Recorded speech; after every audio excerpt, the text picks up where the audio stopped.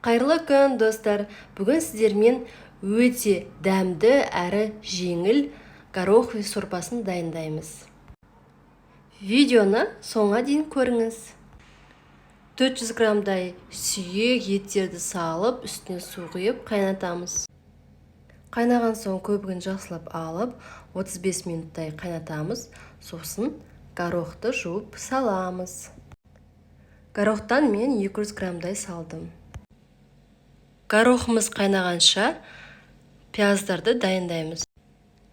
Бір дана пиязды майдалап ұсақтап тураймыз, көбіктеп. Дайын болған пиязымызды ыдысқа салып, сәбізін тураймыз. Сәбізді де дәл солай етіп көбіктеп турап аламыз. Сәбізімізді ыдысқа салып, бізге бір данадай қызанақ қажет болады. Қызанағымызды осылай етіп турап аламыз. Қазанымызға барлығын салып шығамыз.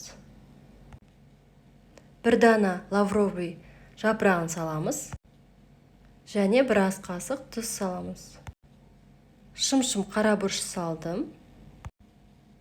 Сорпамызды араластырып аламыз. Сосын картошкамызды дайындаймыз. Картошканы көбейтіп тураймыз. Туралған картошкамызды сорпаға саламыз. Дайын болған сүйегімізді, етімізді түсіріп аламыз. Жақсылап турап, сорпамызға қайта саламыз. Гороховый сорпамыз дайын, ас болсын.